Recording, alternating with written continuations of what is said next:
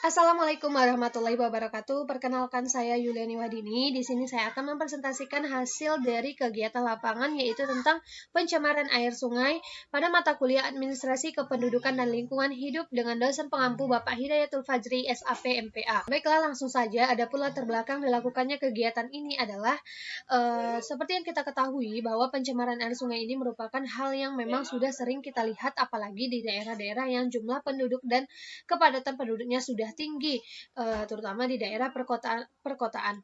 Pertumbuhan penduduk yang sangat pesat, terutama di kota-kota besar, menjadi salah satu permasalahan yang kompleks bagi penyediaan air bersih akibat banyaknya limbah domestik yang dihasilkan oleh masyarakat. Semakin banyak jumlah penduduk, maka sampah yang dihasilkan juga akan semakin banyak, dan itu merupakan salah satu faktor penyebab dari pencemaran air sungai itu. Sumber dari pencemaran secara garis besar dibagi menjadi 3 kategori, yaitu limbah industri, limbah domestik, dan limbah dari perkotaan serta pertokoan. Peningkatan dari aktivitas manusia juga dapat menyebabkan sungai menjadi rentan terhadap pencemaran air sehingga berdampak pada penurunan kualitas lingkungan. Selanjutnya di sini adalah tujuan dari dilakukannya kegiatan ini. Adapun tujuan utamanya adalah sebagai tugas dari mata kuliah Administrasi Kependudukan dan Lingkungan Hidup. Kemudian tujuan khususnya ya, untuk mengetahui bagaimana pencemaran air sungai tersebut mulai dari faktor, dampak, serta solusi yang dapat dilakukan terkait dengan pencemaran air sungai yang telah terjadi tersebut sehingga dapat mengurangi dampak dari terjadinya kerusakan lingkungan. Selanjutnya adalah untuk mendapatkan sebuah informasi dan pengetahuan terkait kegiatan yang dilakukan yang dapat dibagikan kepada pihak lain, seperti video ini yang akan mungkin dapat dijadikan sebagai sumber pengetahuan bagaimana pencemaran air yang sudah terjadi sampai saat ini. Selanjutnya di sini adalah kaitan antara kegiatan yang dilakukan dengan materi perkuliahan Administrasi Kependudukan dan Lingkungan Hidup. Yang pertama, tema kegiatan yang diangkat membahas tentang masalah lingkungan. Seperti yang kita ketahui bahwa pencemaran air sungai ini merupakan masalah yang sudah sangat sering kali kita lihat. Di Indonesia sendiri sudah sangat banyak sekali sungai-sungai yang sudah tercemar, sudah tidak layak lagi untuk digunakan. Seperti pada video sebelumnya saya jelaskan bahwa 97,5% air di muka bumi ini merupakan air asin, sehingga 2,5% merupakan air tawar. Tetapi 2/3 dari air tawar tersebut merupakan air es, sehingga hanya 0,5% yang dapat dimanfaatkan. Jika hanya 0,5% dapat dimanfaatkan dan ditambah lagi dengan pencemaran air sungai yang semakin banyak sekali terjadi, maka tentu pemanfaatan air bersih juga semakin berkurang. Maka sangat perlu sekali tindak lanjut baik dari pemerintah maupun dari lapisan masyarakat untuk mengurangi pencemaran air sungai ini, sehingga pemanfaatan dari air bersih juga dapat ditingkatkan kembali. Salah satu contoh pencemaran air sungai yang sudah terjadi seperti tampak pada layar bahwa air di sini ini merupakan gambar pada pencemaran air sungai yang ada di daerah Kabupaten Mandailing Natal yang saya sudah langsung lihat ke lapangan. Di sini sangat jelas bahwa air di sini sudah berubah warna, dan di area sungai ini juga sangat banyak sekali sampah-sampah berserakan. Ini merupakan faktor dari pencemaran air sungai, yaitu pembuangan sampah yang dilakukan di sungai. Tidak hanya air yang tercemar, tetapi air ini juga bisa meluap dan dapat menyebabkan terjadinya banjir. Dan di sini siapa yang rugi? Masyarakat sendiri juga yang akan rugi. Kenapa? Di sini yang membuang sampah ke sini adalah masyarakat sekitar. Mereka, menurut saya di sini sangat perlu sosialisasi kepada masyarakat atau himbauan kepada masyarakat untuk jangan membuang sampah ke area sungai, karena itu merupakan hal yang sangat berdampak pada lingkungan. Sementara air sungai ini masih digunakan oleh masyarakat sekitar untuk berbagai kegiatan seperti mandi, mencuci piring, mencuci pakaian, dan sebagainya. Sehingga akan juga berdampak pada kesehatan dari masyarakat tersebut. Jika air yang digunakan air yang tercemar, air yang sudah terkena misalkan ada zat-zat racun yang dapat merusak kesehatan manusia, seperti bisa terjadinya penyakit kulit dan sebagainya. Selanjutnya adalah tema kegiatan berhubungan dengan kependudukan. Jadi, sudah sangat jelas bahwa pencemaran air sungai ini merupakan salah satu penyebabnya adalah kepadatan penduduk.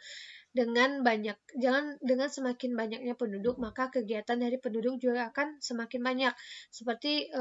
Dan di sini juga jika penduduk semakin padat, maka sampah yang dihasilkan juga akan banyak. Sementara di sini kesadaran masyarakat untuk jangan membuang sampah ke sungai masih kurang. Jika pembuangan sampah terus-terusan dilakukan ke daerah sungai, maka seperti yang saya katakan bahwa akan juga berdampak pada terjadinya banjir. Seperti yang tampak pada layar, ini merupakan bentuk dokumentasi dari kegiatan lapangan yang saya lakukan. Ini merupakan salah satu contoh pencemaran air sungai di daerah Kabupaten Mandailing Natal. Sangat jelas sekali terlihat bahwa di sini perubahan warna sudah terjadi. Sampah-sampah juga sangat banyak berserakan di area sungai. Ini merupakan bentuk contohnya. Nah, di sini anak-anak ataupun warga di sekitar tetap juga menggunakan air tersebut untuk berbagai kegiatan. Nah, salah satunya adalah mandi dan berbagai hal lainnya. Di sini dapat dilihat bahwa sampah ini adalah sampah yang tergenang pada area sungai tersebut. Air sungai ini juga air sungai yang tenang, tidak berjalan, jadi sampah-sampah ini juga genang di air sungai tersebut. Dan masyarakat sekitar tidak mempedulikan hal tersebut. Mereka tetap saja menggunakan air tersebut untuk berbagai kegiatan. Dan mereka, seperti saya lihat, masyarakat sekitar juga untuk partisipasi mereka dalam membersihkan area sungai tersebut juga kurang, karena sampah tetap saja dibuang ke sungai, sehingga jikapun dibersihkan, hal tersebut masih tetap saja terjadi karena masyarakat tetap saja membuang sampahnya ke area sungai. Seperti yang tampak di layar, ini merupakan salah satu bukti bahwa air tersebut masih saja digunakan oleh masyarakat sekitar untuk berbagai kegiatan.